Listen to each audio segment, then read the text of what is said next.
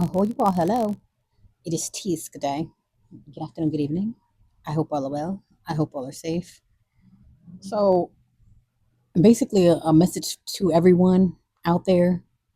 The message will be don't do that, or don't do it, don't take that, don't eat that. Whatever it is, just don't do it. Maybe you're on drugs, maybe you have a junk food fetish, maybe you're going out to do something strange.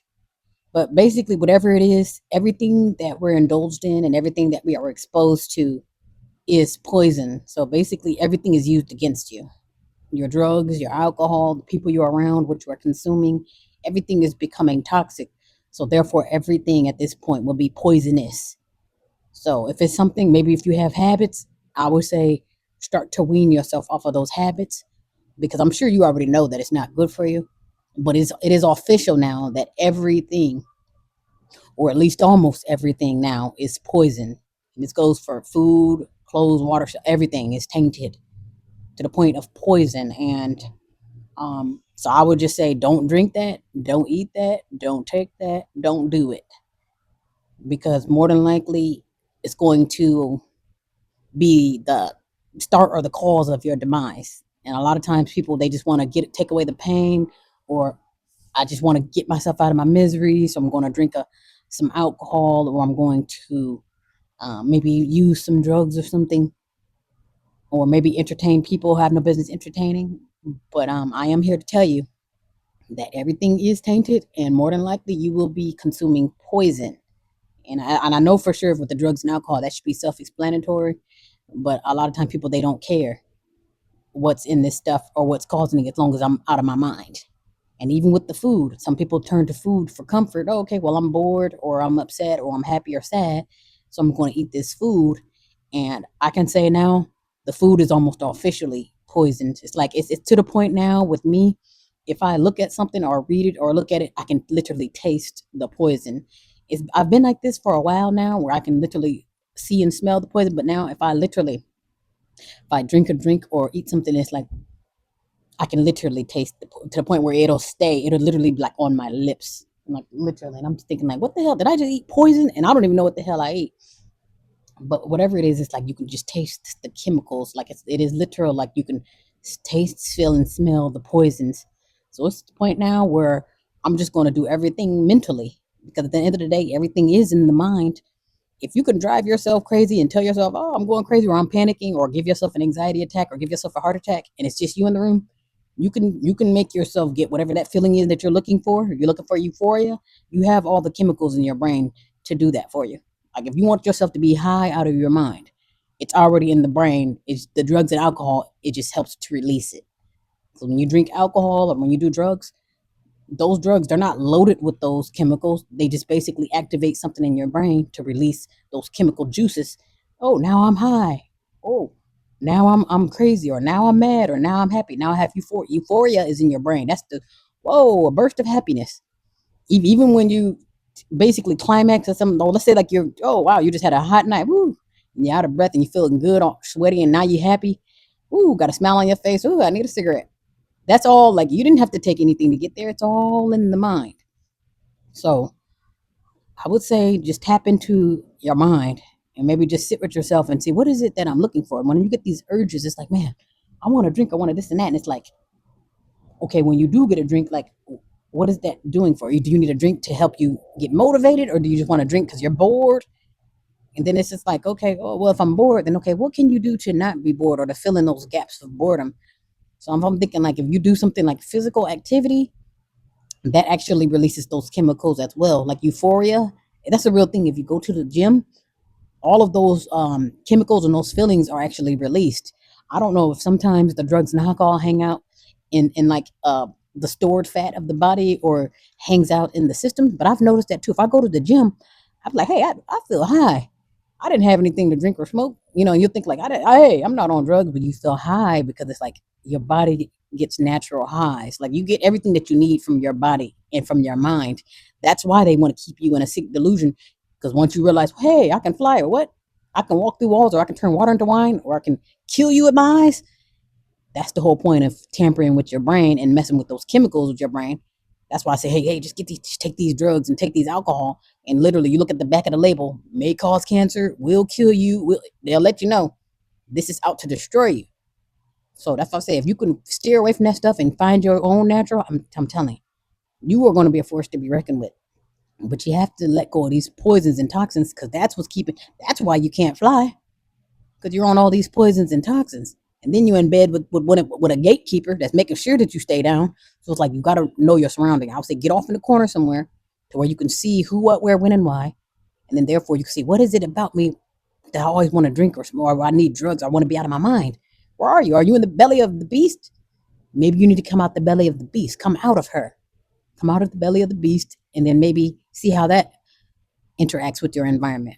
Or you could take it a step further, become a monk in the belly of the beast, meaning no matter where you are, you could still keep a sound mind. There's people who have been in solitary confinement where it's just them sitting in the dark for 10, 20, 30 years and they have been unfazed. And I'm thinking like, oh yes, that's a powerful mind that cannot be tampered with. And I'm thinking that's the trick. How do you keep your mind at a sound mind to where you are not driving yourself crazy, you are not poisoning the mind, and you are not of a reprobate mind? Because really, all this is a mind game. Oh, hey, just tell them that they're this, or tell them that they're drunk, or tell them they're here. They will tell you that it's east when it's west. Tell you that it's up when it's down. That's another thing too. We're told everything in the reverse. They'll tell you to look to the heavens, look up, if you want to see outer space, but they don't tell you that you're already in the middle of outer space. Isn't that something? You are like already where they tell you where you're supposed to be. Oh no, you have to do this and that. They tell you you have to run through hot hoops to be this and that, but you're already this and that. They just want you to be it in their way. If you're gonna fly, I gotta give you the wings. Like no, I'm a fly. It's because I know I already know how to fly, and you just try to cut my damn wings off. You see what I'm saying? Like they tell you what smart is. They tell you what educated is. That's why I'm like sometimes I feel like, hey, I could be a jack of all trades, but at the end of the day, I'm not doing it your way. Instead of being a federal judge their way, basically under the constitutional law, I'm going to be a galactic judge over the whole damn universe. So it's one of those things where I'd rather stay in my own position as far as being untouched and unfazed. Like basically, these powers and these energies and these trinkets cannot be taken away. So basically, if I tell you, hey, you are now a judge, you're now this and that, and if I have the power to take it away, that's not real power. You see what I'm saying? You don't want to have an overseer. The whole point is take away the overseer. Take away those addictions. You see what I'm saying? Those are your overseers. You think like, I don't know nobody tell me what to do. Yeah, until it's time for a cigarette or time for a drink. That drink is gonna tell you what to do. Go. I want vodka today, or I want a beer. You see what I'm saying? Then you're gonna get up and go get it because you're feeding a habit, the overseer, if you will. That's something going on in your mind telling you that you need a drink or telling you need a hit. And then, but what it's not going to tell you that you just may OD. This might be your last drink. You see? So I would say just really take your mind back. You control your mind. Don't let your mind control you. Because mind is very powerful. Once you lose control of your mind, it's like, whoa, good luck getting it back. So I would say if you have any habits, just try to do your best to wean yourself off of it. Just tell yourself, okay, you don't need this stuff. And you hell, if you want to drink so bad, make your own damn drink. How about this? I want to drink so bad, I'm gonna go out my way and make my own damn alcohol. I would say at least you know what's in it. You know, you want to smoke, hey, grow your own tobacco or grow your own weed. At least you know it ain't sprayed with the cancer drug. I don't know what the hell, whatever that what is it, Proposition 65 or something like that. Some the California proposition that cancer slash reproductive harm chemical that they're spraying on every damn thing. When I say everything, everything. You open your window, oh, may cause reproductive harm because it's in the materials. So it's like you're in a bubble to where it's like they just want to destroy you. And so again, if I'm in a place where I'm the end goal is to destroy me, if you want a fighting chance, you're gonna have to get out on your own accord and do things the way it's supposed to be, which is done naturally. If you're on medications, work your best on weaning yourself off of those medications because you don't want your body to become dependent on it. And then if they say, oh, well, due to the tariffs or due to the pharmacy shutting down, now you have no more medication. So this will be the time to find those alternatives so nothing can be used against you. Then you have to be willing to let go of material things. A lot of people are dying trying to hold on to food. Uh, well, not necessarily. Well, this poisonous food, but basically trying to hold on to the shelter and the internet and their vehicles and stuff like that. Yes, it's nice to have. It's a nice trinket, but don't hold on to stuff that can be used against you or that will virtually harm you. Yeah. So I would say if you can, let's just try working on becoming more independent to where, you know what, I don't really need this stuff. And if stuff that I absolutely need, I'm going to find a healthy alternative to where I would have access to this stuff or I'll have the ability to create it on my own. So then, therefore, when it runs dry or when it becomes manipulated, I won't be faced. I will be unfazed because I don't need the drugs and alcohol. I don't need their food because I have healthy alternatives as far as creating my own food or maybe minimize it to where, you know what, I really only need whatever to sustain me. Get a starch, get something with some protein, and then have your water and call it a day. Like it doesn't have to be a hungry man dinner. It don't have to be this and that with the chitlins and hot wings. You don't need all that stuff. And at the end of the day, that stuff's not really healthy anyway. And then you don't even know what it's been through. There's so many questions and concerns behind it to where I'm thinking now it's safe to say, okay, it's time to remove myself from people, places, and things that no longer serve me. And again, you could have habits, but are those habits helping you or are they harming you?